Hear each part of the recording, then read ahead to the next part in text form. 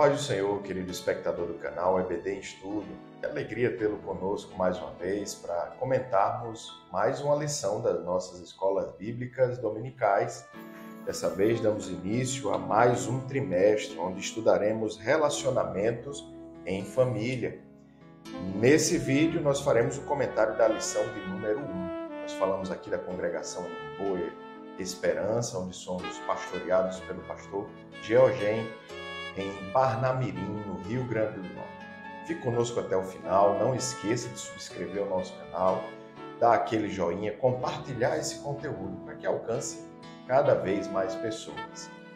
Pois bem, na lição de hoje nós estudaremos quando a família age por conta própria. Essa é a primeira lição dessa revista. O texto áureo se encontra em Gênesis, no capítulo 17, versículo 19, onde está escrito: na verdade, Sara, tua mulher, te dará um filho e chamarás o seu nome Isaque, e com ele estabelecerei o meu conserto. Verdade prática nos ensina: quando o ser humano se precipita a respeito dos planos de Deus, as consequências dessa ação são inevitáveis. A leitura bíblica em classe fica em Gênesis, no capítulo 12, dos versículos 1 ao 3, e depois o capítulo 16, dos versículos 1 ao 5. Na introdução dessa lição, o comentarista, eu leio só o primeiro parágrafo, que diz: ao longo deste trimestre estudaremos assuntos relacionados à família. Nessa oportunidade, especificamente, ponderaremos que, diferentemente de outros trimestres, os assuntos referem-se aos problemas do cotidiano familiar. Olhando para o que disse o nosso comentarista, nós percebemos que a abordagem prática dessa lição tem um diferencial. Nós podemos lembrar que já abordamos o tema família em revistas anteriores. Essa tem essa característica especial de trazer exemplos bíblicos atrelados ao nosso dia a dia, tentando a aplicação prática para o nosso dia a dia. Não é isso, Dudu? Verdade. Paz do Senhor a todos, amigos inscritos, visitantes do nosso canal. Que essa lição possa ser bênção para a sua vida. Como o nosso irmão Diego aqui já falou, a lição que traz o tema sobre família. E é um assunto que é muito necessário nos dias de hoje, tendo em vista os constantes ataques que a família, segundo o padrão da Bíblia Sagrada, o padrão que o Senhor nos ensinou através da sua preciosa palavra, os ataques que a família tem sofrido ao longo de muitos anos. E esses ataques têm sido cada vez mais fortalecidos, com muito mais, digamos assim, estrutura, diversas formas de atacar a família no padrão bíblico. E é um tema que nós devemos sim conversar, falar sobre isso, para que as pessoas possam entender o que é uma constituição da família segundo a palavra de Deus. E no primeiro tópico nós vamos falar sobre a promessa que Deus faz a Abraão. Nesta lição nós temos alguns objetivos que vai ser em cima da família desse personagem bíblico, de Abraão. No primeiro tópico nós vamos identificar que as promessas divinas para Abrão, antes do Senhor mudar o nome dele para Abraão, ele se chamava Abrão, passavam também por sua família. O segundo, reconhecer que não podemos tentar interferir nos planos de Deus. E no terceiro, entender que uma decisão precipitada pode gerar conflitos desnecessários em uma família. A família. A gente vai falar todos esses assuntos dentro da família de Abrão. E o primeiro subtópico vai falar o encontro de Deus com Abrão. Como foi esse encontro? E o comentarista vai dizer: Abrão vinha de uma jornada de conquistas e vitórias pessoais desde que saiu de Ur dos Caldeus, da terra de Ur dos Caldeus. E depois de Harã. A gente vê isso em Gênesis 11 e 12. Entretanto, o casal Abrão e Sarai não tinham filhos. Abrão e sua esposa não tinham filhos. No capítulo 12 de Gênesis, o patriarca tinha 75 anos de idade, quando Deus lhe prometeu uma grande descendência. No capítulo 15, o Senhor lhe faz uma promessa específica de um herdeiro. E finalmente, quando Isaac, o filho da promessa, nasceu, o patriarca tinha 100 anos. Em Gênesis 21, versículo 5. Assim podemos dizer que Abraão esperou por 25 anos pelo cumprimento da promessa de Deus. Então, aqui nesse primeiro subtópico, um rápido resumo do encontro que Abraão teve com o Senhor Deus, e a promessa que o Senhor fez a Abraão de tirar ele do meio da parentela dele e também de lhe dar um filho, a promessa de que lhe viria um filho. E aí a gente vê, o autor faz questão de destacar aqui o tempo que Abraão recebeu a promessa do Senhor até o momento que ele recebe, de fato, essa promessa, a promessa do seu filho. Ele recebeu a promessa quando tinha 75 anos e o filho veio quando ele tinha 100 anos. Então ele esperou aí 25 anos, né, irmão Diego, por essa promessa, pela concretização da promessa de Deus. E aí nos ensina que nós não devemos desistir e desacreditar, perder a fé naquilo que o Senhor tem prometido para as nossas vidas. Abraão, que era Abrão, né? Deus se tornar Abraão, depois o patriarca da nossa fé, e esperou 25 anos para a concretização de uma promessa que o Senhor fez a ele. Então, se você sabe, você tem certeza daquilo que Deus prometeu para você, persevere, tenha fé, resista até o fim, e certamente a promessa do Senhor será cumprida na sua vida, se assim você crer. Né, irmão Deus? É verdade. No segundo ponto desse primeiro tópico, a dúvida diante da espera. Queridos, a primeira lição que nós podemos extrair diante do que temos ouvido até aqui é que a espera é uma ferramenta que Deus usa para moldar o nosso caráter. Fica claro que a espera foi uma decisão deliberada de Deus. Qual é a diferença de dar um filho a um pai quando ele tem 80, 90, 50, 30 para Deus? Absolutamente nenhuma. Sara já havia encerrado o costume das mulheres, já era naturalmente impossível ser mãe.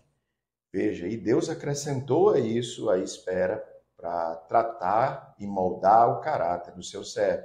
Estamos falando do patriarca Abraão. A sua fé é reconhecida, muitos consideram o pai da fé, e ele é citado na galeria dos heróis da fé. Mas, queridos, ele foi submetido a uma espera de 25 anos em uma decisão de Deus de moldar o seu caráter. Parte da vida cristã, parte precisa do exercício da fé no Deus a quem nós servimos. E muitas vezes a nossa fé é colocada à prova. E isso não é sem motivo, é para que ela se exercite. A fé é o firme fundamento das coisas, queridos, que nós não vemos, mas sabemos que estão a caminho. Nós cremos nelas.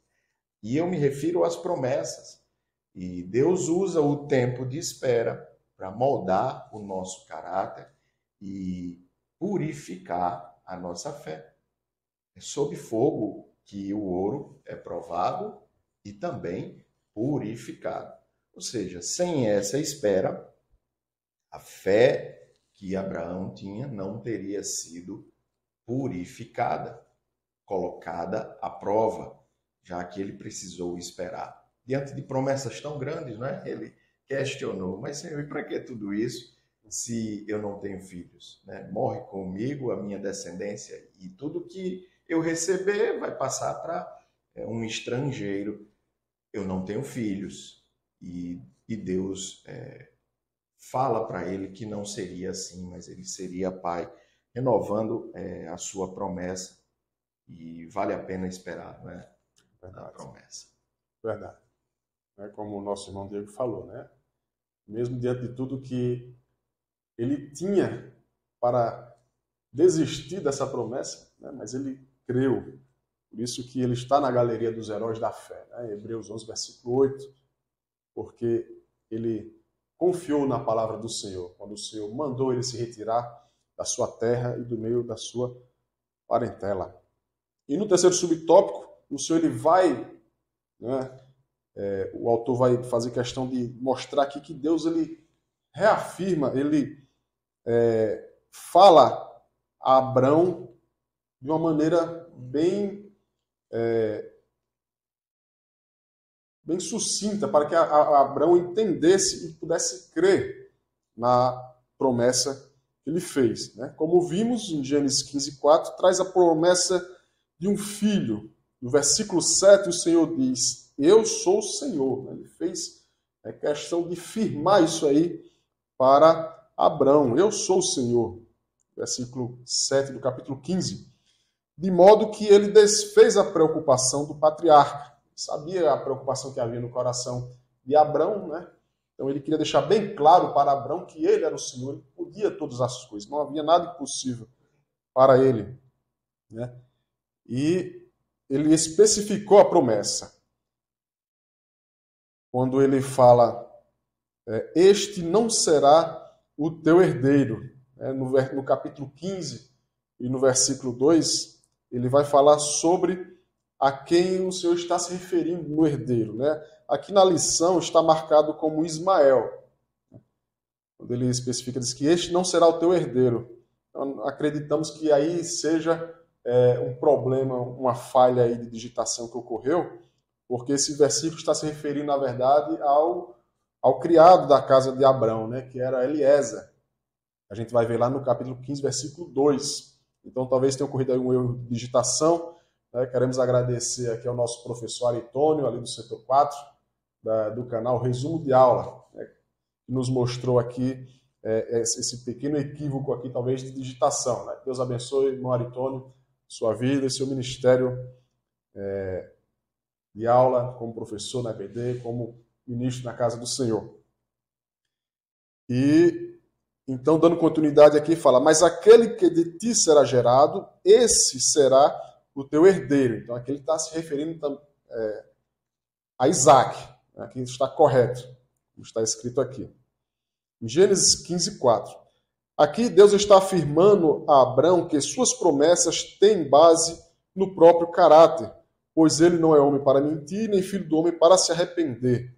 Porventura diria ele, não faria, ou falaria e não confirmaria? Números 23, versículo 19. Deus cumpre fielmente a sua palavra. Infelizmente, porém, Abrão vacilaria na fé e não transmitiria a Sarai confiança na promessa. Né?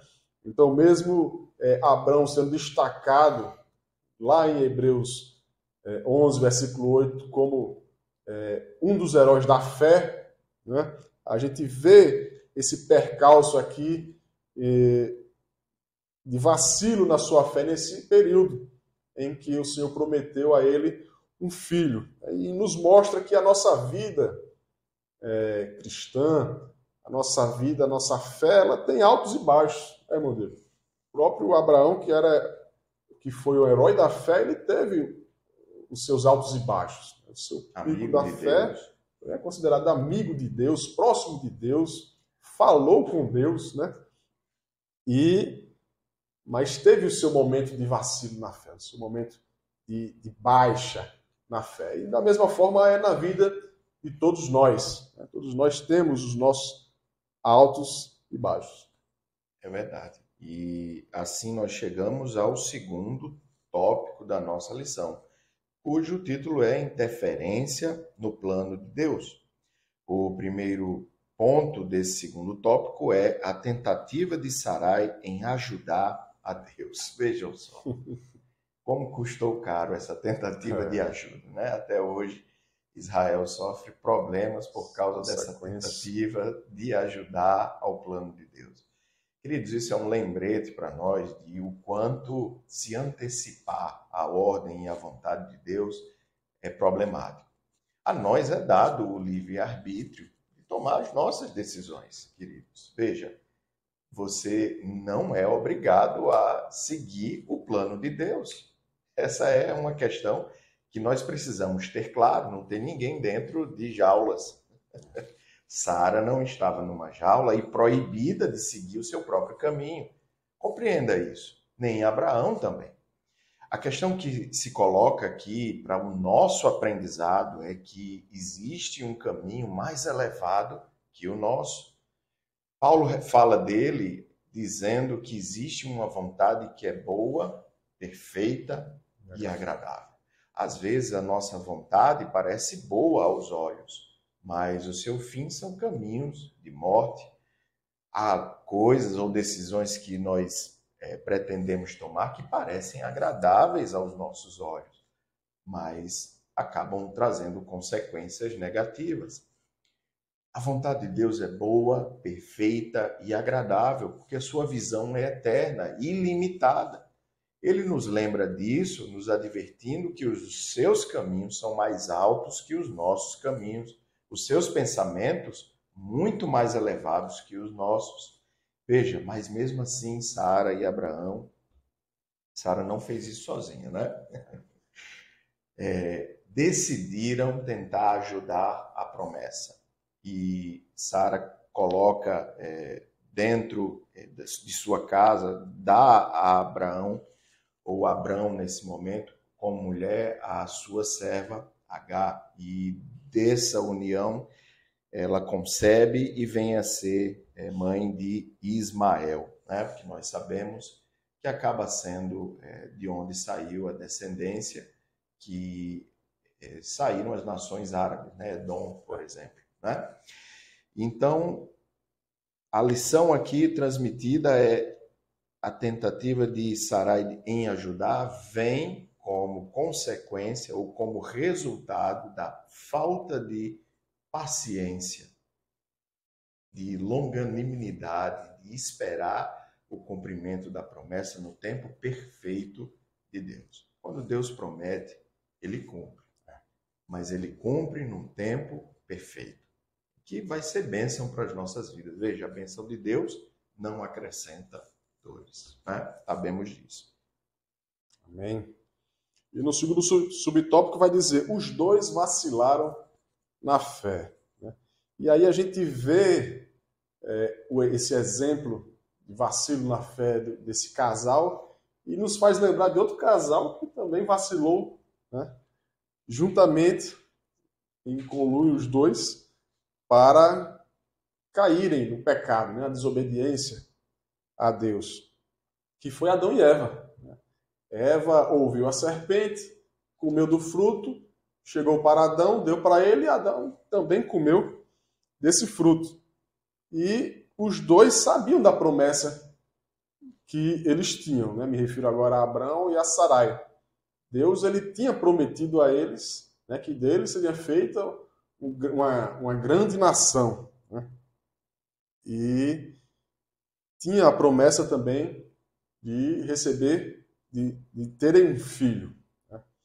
Mas eles preferiram se precipitar, como o irmão Diego comentou muito bem aqui, né? A tentativa de ajudar a Deus. Mas Deus ele tem o tempo certo de fazer a sua vontade. Né? E lendo aqui o último parágrafo, vai dizer, devemos cuidar para não interferir nos desígnios de Deus, pois isso pode significar o desvio da vontade divina. Não podemos, por causa de uma decisão precipitada, querer intervir no plano original divino. Então eles sabiam da promessa que tinha e queriam, né, talvez pela humanidade deles, né, pela falha que nós como seres humanos temos, de sermos carne, tendenciosos ao pecado, né, somos imediatistas e eles queriam ver logo a promessa de Deus na vida deles. Né? Então, não está dando certo, então vamos dar aqui, vamos fazer aqui um ajuste aqui para que a descendência venha logo. Né? E assim foi dada Agar, a serva de Sarai, para Abrão. Né? E assim desse relacionamento vem a nascer Ismael. E as consequências, como o irmão Diego aqui falou, veio. E assim é o pecado, né? O pecado, ele sempre traz as consequências. No momento em que nós desobedecemos a Deus, seja qual for o pecado, as consequências sempre vêm. Como o pastor Aguinaldo Betti, lá de São Paulo, fala, em Campinas, é que o pecado é como um cartão de crédito, que a gente usa naquele momento, mas a fatura, com certeza, ela vem. Né? Então, o pecado é dessa forma, as consequências sempre vêm. A desobediência sempre gera consequências para nossas vidas.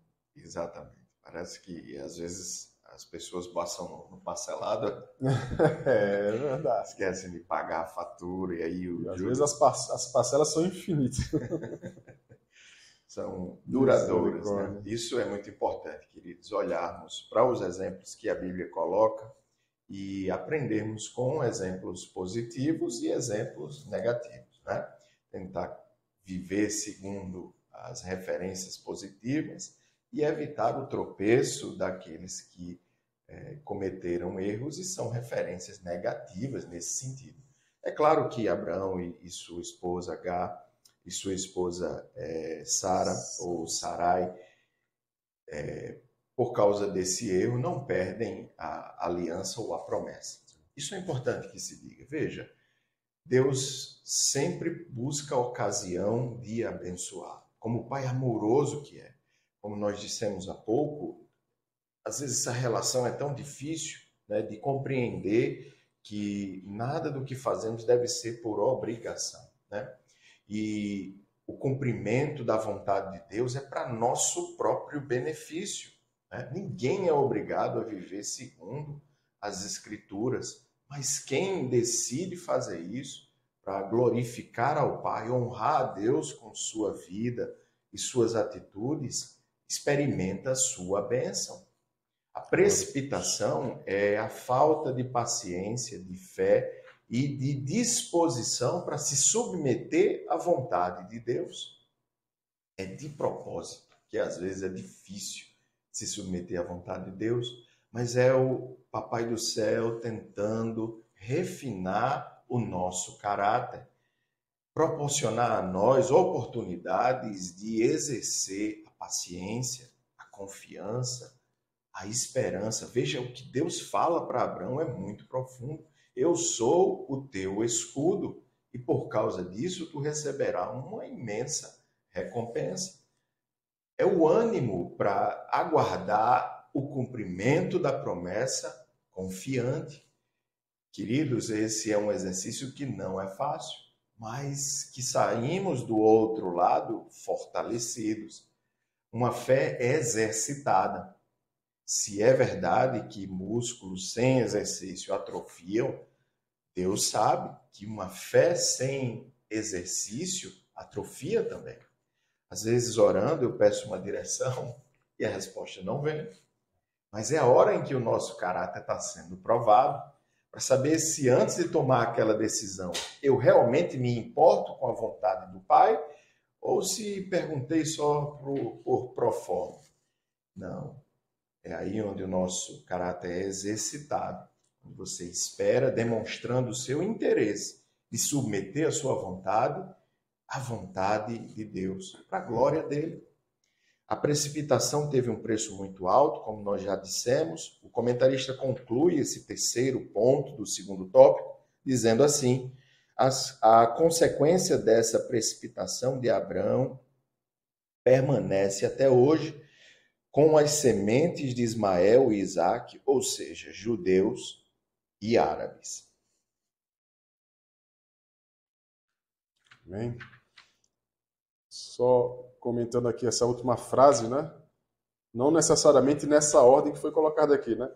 Ele fala Ismael e Isaque, ou seja, judeus e árabes. Mas na verdade seria Ismael e Isaque, e na ordem seria árabes e judeus. Né? Isso, de Ismael os árabes, de Isaque os judeus. Ficou uma ordem trocada aqui, mas isso é detalhe. Né? E o terceiro e último tópico vai falar sobre as consequências de uma decisão precipitada. E o primeiro subtópico, o conflito na família de Abrão. Agora a gente vai falar sobre as consequências que ocorreram nessa família, né, aqui é exemplificada nessa primeira lição, que é a família de Abrão e Sarai. O conflito na família de Abrão. A precipitação do casal acabou criando conflito entre Abrão e Sarai, provocado pela nova situação a que se submeteu Agar. Né? Então Sarai teve aquela ideia, né? Abrão, a palavra não diz que ele contestou, né? Simplesmente ele aceitou, e assim concretizaram esse plano, esse objetivo, com a serva Agar, a serva de Sarai. E acabou gerando uma discórdia e desarmonia, né, entre esse casal. Uma situação insustentável dentro desse lar. Agar sentindo-se privilegiada dentro da casa de Abrão, visto que ele estava dando atenções especiais para com ela por causa do seu filho em seu ventre, provocou ciúmes em Sarai. Então Sarai agora estava com uma mulher dentro da sua casa que estava grávida de um filho do seu marido, né, de Abrão, e ela, a Agar, estava se sentindo privilegiada por isso. Né? É completamente compreensível a situação em que as duas se encontraram. Né? Uma feliz porque estava com o filho do seu patrão, né? E a outra triste porque não tinha um filho, não podia gerar filho, e via que a outra estava feliz por causa da situação dela. Né? E isso acabou provocando ciúmes em Sarai. Esta então começou a hostilizar sua serva. A gente vai ver isso no capítulo 16 do livro de Gênesis. Essa situação ficou bem difícil dentro da casa do patriarca. Então é aqui a gente começa a ver os conflitos, as consequências de decisões precipitadas. Né? Da mesma forma, nós que somos líderes dentro do nosso lar, né? Que somos pais ou mães, né? que temos uma família sobre a nossa responsabilidade, nós devemos ter muito cuidado nas decisões que nós venhamos a tomar. Sempre colocar o Senhor à frente de tudo. Né? A palavra diz que um cordão de 3 dobras não se quebra facilmente, é a presença de Deus no meio do relacionamento do casal. Então, a vontade de Deus, ela deve estar sempre à frente da nossa. Né? Nós devemos estar sempre orando, como o irmão Diego aqui falou. Se a nossa fé não é exercitada, ela fica atrofiada, como músculo. Então, a nossa fé ela deve estar sendo exercitada. Nós devemos sempre crer na boa vontade do Senhor, a vontade do Senhor que é boa, perfeita e agradável para as nossas vidas. E assim colocar sempre o crivo do Senhor em primeiro lugar, antes de tomarmos qualquer decisão. Exatamente. Isso é muito importante.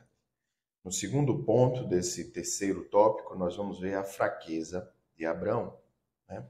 E, mais uma vez, o comentarista da lição reforça que foi um momento de debilidade da fé do pai da fé. Isso nos lembra que a nossa natureza humana está sempre sujeita, e isso é próprio da natureza humana decaída por causa do pecado, está sujeita à fraqueza espiritual, fraqueza da nossa fé, mas, como também já vimos, o servo de Deus, apesar do seu tropeço, não perde a promessa.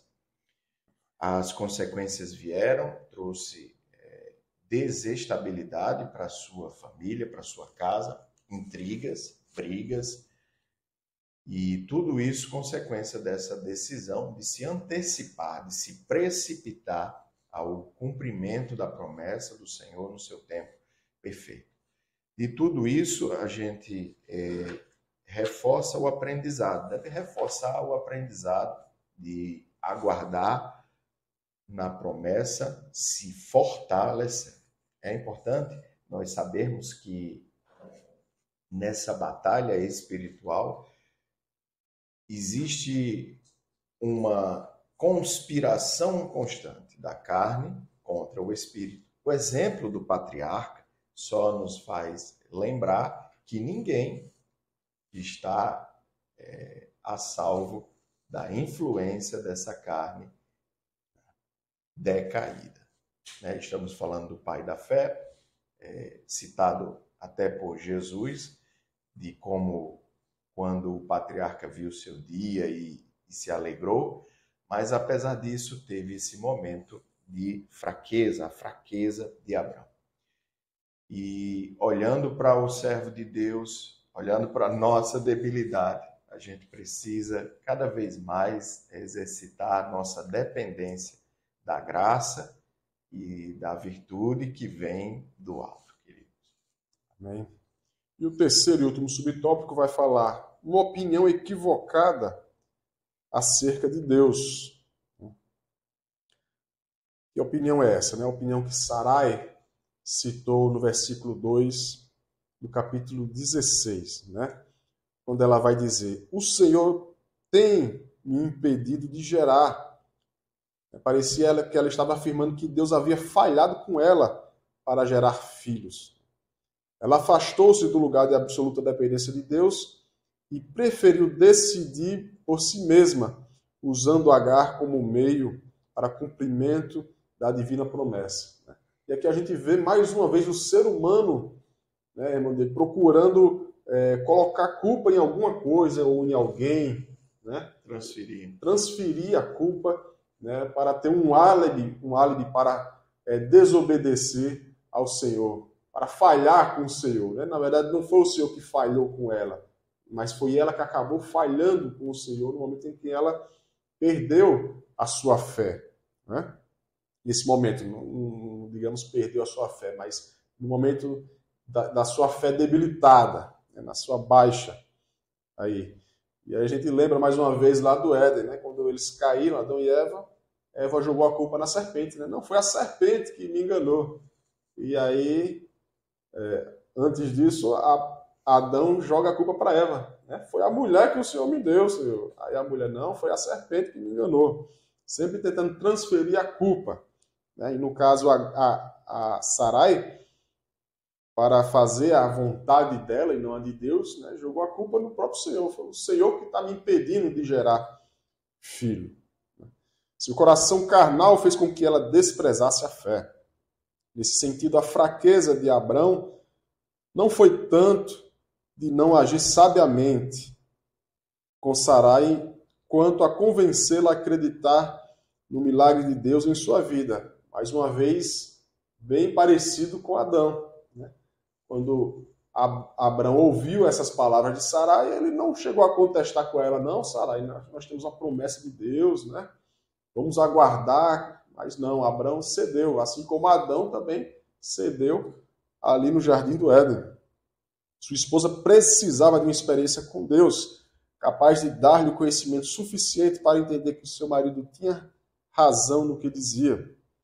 Portanto, é preciso atentar para uma preciosa lição. Os homens de Deus têm o papel de mentores espirituais em suas casas e, por isso, não podem deixar de governá-la com sabedoria. Como o apóstolo Paulo fala em sua carta a Timóteo, 1 Timóteo, capítulo 3, versículos 5 e 6. O homem deve ser o cabeça da casa. Então, faltou aí a autoridade de Abrão como o líder da casa para não deixar que uma decisão dessa fosse tomada que estivesse passando por cima da promessa que o Senhor Deus fez a este casal.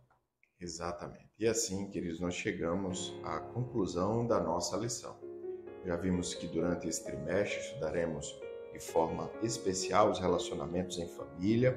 E nessa primeira lição, olhando para o exemplo do casal Abrão e Sarai, ou Abrão e Sara, nós vemos que o cumprimento da promessa de Deus no seu tempo perfeito é de onde provém a bênção plena dele para as nossas vidas. Nós, como papais e mamães e como maridos e sacerdotes do lar, não podemos esquecer que as decisões que nós tomamos também afetam a vida daqueles que nós amamos ao nosso redor. Toda casa. É por isso que, mais do que em qualquer outra fase da vida, agora é importante submeter ao Senhor Deus os planos, as intenções e esperar a paz, que é o árbitro dos nossos corações. Pode ser que nem todo mundo receba a visita de um anjo, dizendo quais são os próximos passos e os planos, mas, queridos, há um árbitro colocado em nossos corações, que é a paz de Deus. É essa paz que nos faz identificar propostas ruins, decisões más, que vão trazer consequências negativas. e sabendo que Deus trabalha o nosso caráter para saber a profundidade da intenção do nosso coração em se sujeitar à sua vontade e não à nossa, porque a vontade dele é boa, perfeita e agradável. Que Deus nos abençoe e nos ajude nesse propósito. Amém. Deus abençoe a todos.